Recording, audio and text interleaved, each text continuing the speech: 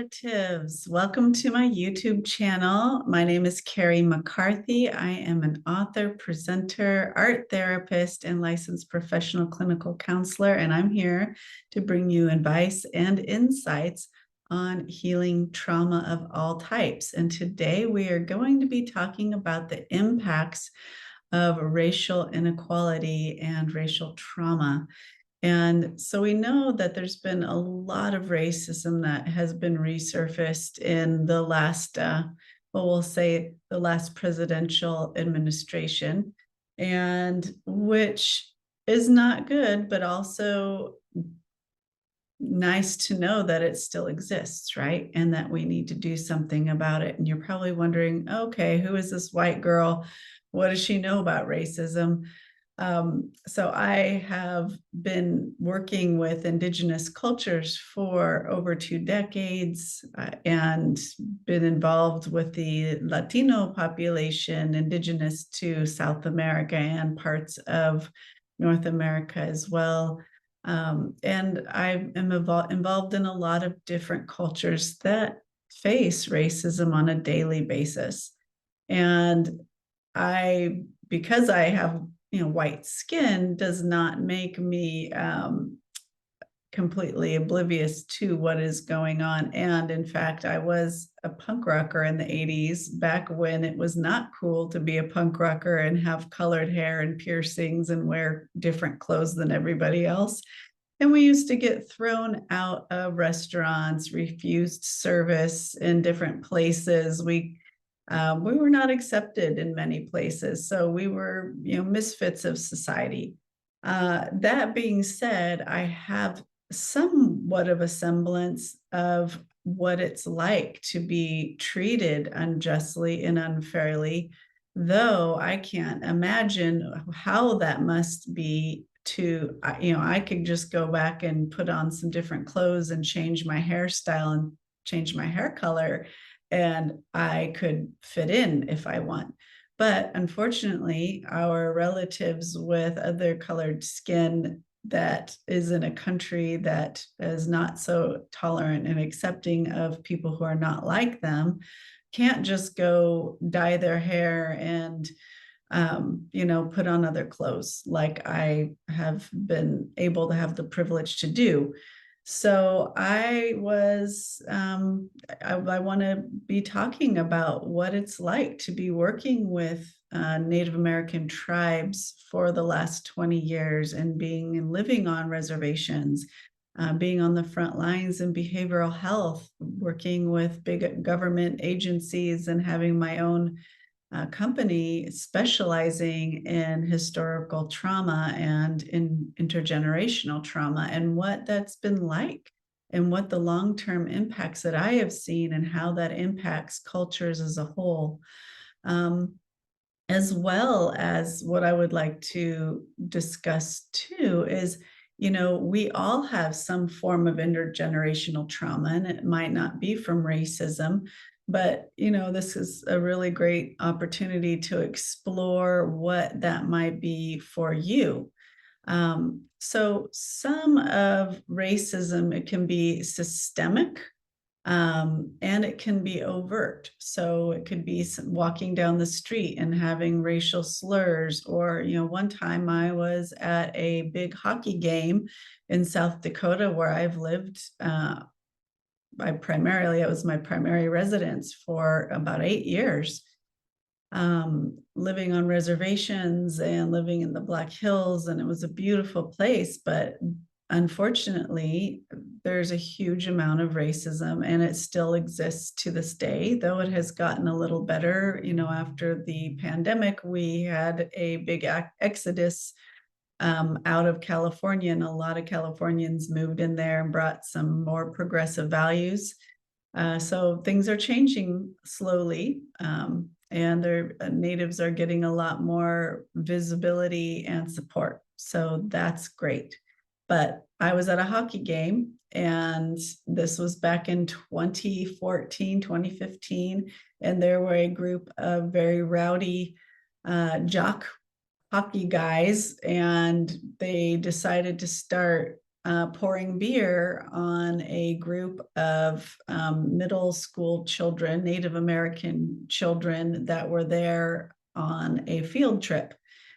And that is overt racism. That's a hate crime. And these poor children, they were, the whole community was in outrage, and the perpetrators were found and nothing happened to them. In fact, the perpetrators' families started receiving death threats, and they were the ones who got the protection, because Native people know that there is no justice in the white man's justice system for them. So they took matters into their own hands and had to protect their own children. And not that death threats are the way to go, but sometimes after 150, 200 years of oppression, you might have some other thoughts on how you want to handle things too. So I am not here promoting any ways to deal with racist, violent acts and hate crimes. I am just here to tell you a story and how one might end up having that kind of a reaction. It's a trauma response because people there's no faith that the justice system is going to help them. So that brings me to another form of racial trauma, and the impacts is systemic racism, right? Because when there are big systems in place, like the justice system that is not in favor and not helping Native people seek justice or have justice after hate crime ensues, that's a systemic racism. Also, upturning and trying to overturn the Indian Child Welfare Act recently, and that was in jeopardy. That helps keep Native children with their tribes and tries to find some tribal families or orphanages, foster families that are within Native communities, keeping the children there so they are still connected to their culture, because one of the ways to destroy the fabric of a culture is remove them from their language, from their people, from their cultural heritage and traditional ways. So this is a way to take the kids out of that, is another way of systemic oppression and trauma. So, and not only that, having the children go through these courts that take them away from their families in the first place, and then having to go through foster care system, foster home after foster home, which may or may not be any better than the environments that they were removed from. Because we do know that there are a lot of very compromised people out there that are becoming foster parents and who inflict as much abuse, if not more, on a foster child. So these wounds are not only skin deep, but they're profoundly psychological.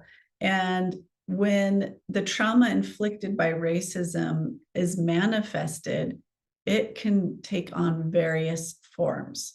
So individual and communities that, we don't even know sometimes what is really happening, but there are profound responses, psychological reactions, and responses in trauma. So we're just going to go over a couple of them right now. So one of them could be hypervigilance. And sometimes when the child or adult, we're not talking just children becoming traumatized. This is generations back. So this is what we call intergenerational trauma that can be induced from not only historical trauma that has happened many generations in the ancestral lineage, that is passed down epigenetically through the genetic markers in the DNA, but it can be new traumas that happen: domestic violence, substance abuse, physical, sexual, emotional abuse. And all of those affect the child who grows up and becomes the perpetrator and continues that abuse. So there's two folds of how this can happen. And so the hypervigilance it stems from the constant exposure to racial discrimination, and it creates a persistent feeling of being on guard in the community, of threats and acts of prejudice. And imagine, like, we're going back to these poor kids who are in elementary or middle school who they were at a hockey game and they had beer poured on them and racial slurs, and then they got no justice. The perpetrators were faced with no fines, no penalties, and in fact got put into witness protection. So, and they weren't even witnesses, they were the perpetrators. This was South Dakota just 9 years ago. Okay. So this is how fresh, and this still happens to this day, these kinds of incidents. Now there are things put in place locally, by Native organizations that have really organized, and like the Indian Collective, where they actually are, will call out people that are on call, and they will come to a racist incident or a location and they will all be filming. So it just gives me chills, because this is what is needed to happen. This is the beauty of social media these days, is we can come together, we can show up whenever something is happening and help our community members, right? No matter what color you are, and expose this kind of behavior. So, but that being said, hypervigilance can happen, and I've seen this in my clients. When I was working in behavioral health, I still work in behavioral health, but in a different way. I train therapists and I train teachers in tribal schools across the country, Canada, and I've just been invited to train therapists in the Ukraine on how to deal with trauma in their children. So I've seen this hypervigilance where they don't want to leave the reservation, because the reservation is a safe place. They don't have to be on guard all the time. They don't have to watch their back. And one thing that they also have implemented, Native American brothers and sisters, is they don't go anywhere alone. And in fact, it was very interesting because I was at the National Indian Child Welfare Association conference in Seattle, Washington, just this last week. It was very, very profound, and 2,000 tribal leaders from all over Canada and the US were there. And I presented, and there were 200 people within my presentation. I co-presented with a friend from the Dakota Tlingit Nation named Misty Flowers. And I spoke about my art therapy program to heal trauma, racial trauma, intergenerational and historical trauma. And she spoke on the cultural competence and cultural continuity of the arts and its role of healing Indigenous cultures. So people were talking about, what it's like to be off reservation. And I remember at one point I said, at night after the event was done, I said, there was a group of us and I was the only white person amongst some natives, and nobody wanted to go to the Space Needle with me. And it was, starting to get a little dark. And I was like, I need to go to the Space Needle, guys. I came all the way to Seattle and I've always wanted to go to the Space Needle since I was a little kid. And they said, well, you need a buddy system. And as a white woman, I was like, I don't need a buddy system. I'm fine. I'm an old punk rocker from the 80s. I've been living in the hoods in Oakland, since way back, and a latchkey kid, walking the streets at, age 6, 7, 8, and homeless by age 15. I don't need a buddy system. But it clicked in my brain at that moment. I was like, this is part of hypervigilance. Not wanting to be alone, not needing, not wanting to leave the reservation, but when they do leave the reservation, and this goes for any culture, if any group of people that are not of the predominant culture and color face this. Latinos, there's a clan mentality where people need to come together and not be alone, because if something happens, if there's a racial incident, they need to be there to protect one another. So that's one way that hypervigilance can manifest. And another way it can manifest too, not just always being on guard, but it can create like a sense of needing to control an environment. And that's actually part of the symptom of anxiety, right? Because they're always on guard. It creates this dysregulation in the nervous system, creating some anxiety and hyperarousal in the brain. So that's one of the things that can happen in racial trauma. And number 2 is emotional distress. So racism not only targets the body, but also the psyche, and fostering feelings of shame and anger and powerlessness. And constant exposure to derogatory comments, or being separate, and segregation and stereotypes and discriminatory acts can actually erode self-esteem and can contribute to feelings of worthlessness and alienation. So one of the ways that I have seen this, and this is not just, white against Native, or white against Arabic, or white against Asian. This is actually can happen within their own groups. And I've seen this firsthand. I had a 16-year-old girl in one of my therapy sessions. She was a longtime patient of mine on Pine Ridge Reservation. And, a lot of reservations, they're separated into more of like where they're districts. And some districts have more what we call full-blood Native Americans, and some have mixed blood, where they're some white. And then the French fur traders went and settled very heavily in the Great Plains region. And so there's a lot of French names and a lot of white last names. And so that's how some people know that they've had some mixed blood. So this little 16-year-old girl comes into my my therapy office, and she was just very distressed. And she was having a lot of symptoms of depression and suicidality and anxiety, and she didn't want to go to school.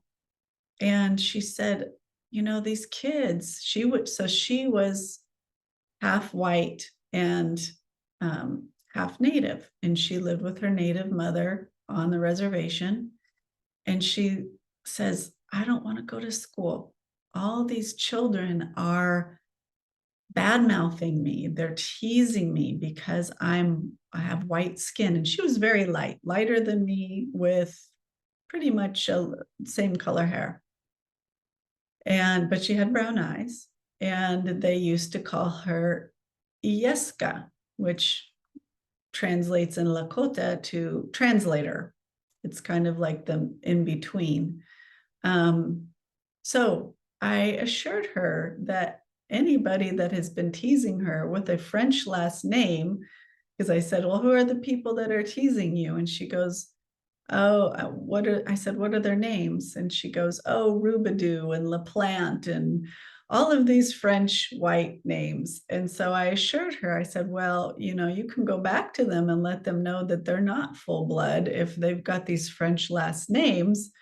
But the point being, and that really empowered her. It gave her a little bit of fuel, but also doing some identity formation and strengthening of the ego and the self-esteem and self-image was really important for her.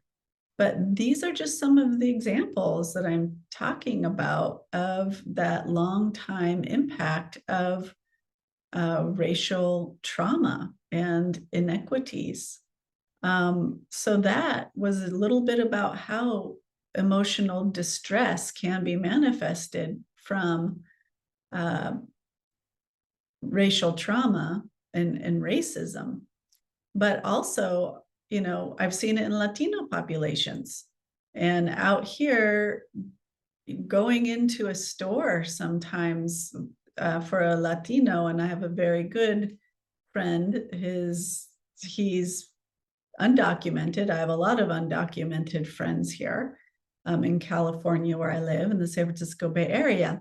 And they'll go into a store and be followed around and racial profiled. And then when they ask for help, trying to find like a tool they need, say this is a hardware store, the hardware store people actually will refuse to help them until they show them their wad of cash, showing them that they have the money to buy the tool that they're wanting to see before they actually give them service. So there's so many different microaggressions that cause emotional distress. And that emotional distress, as we know that the mind and the body are connected, creates physical distress. So that leads us into the number 3 of how trauma and racial trauma can impact health and the psychological and trauma reactions, physical health impacts. So we see this as it's the stress that's induced by experiences of racism that has tangible effects on physical health. And research has shown that chronic stress from racial discrimination contributes to a range of health disparities, including hypertension, cardiovascular disease, and autoimmune disorders. And thus, the trauma of racism is not confined to the realm of emotions, but it extends to the body. Because, like I said, the body and the mind are connected. And think about, too, I was just listening to a scientist talking about how we die from, I think it was called hypoxia, where we don't have enough oxygen. And it's because we are not breathing deeply. So take a nice deep breath. Saw this on a Jay Shetty podcast.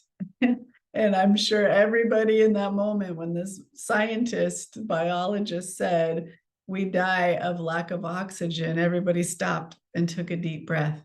So being more cognizant of taking these deep breaths, but imagine when you're in that racial trauma, you're walking around hypervigilant, not knowing what's going to happen at any moment. You're constricted. And one of the first things that happens is your breath stops. You're not able to breathe fully, right? So take a deep breath. Appreciate that element of air in your lungs. And another thing, number 4, how racial trauma can impact health and create health disparities, is interpersonal relationships. So racism can strain interpersonal relationships, both within and with outside racialized communities.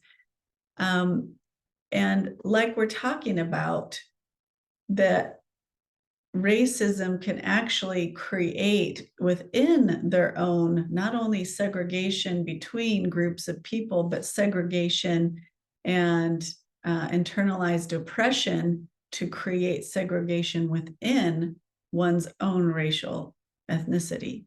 So you see that in Latinos. Like I said, I have a bunch of Latino friends, and they, from all over South America, and they say that the white people that live in the cities that look, blonde hair, blue-eyed Mexicans, for example, actually are racist toward the darker skin, more native looking Mexicans. And to the point where they don't get justice when there's things going on. And if you look at a lot of different Latino films, most of them are light skin. So those are the ones that get the acting roles. And it's very rare that you actually see a very dark skin Latino actor from Mexico. And I have my Latino friends verify this for me, because we watch movies a lot, and they're just like, hey, there you go again. People from Jalisco or Sinaloa that look like me always get the acting roles. So that just exacerbates feelings of loneliness and alienation when that internalized oppression actually happens within your own culture.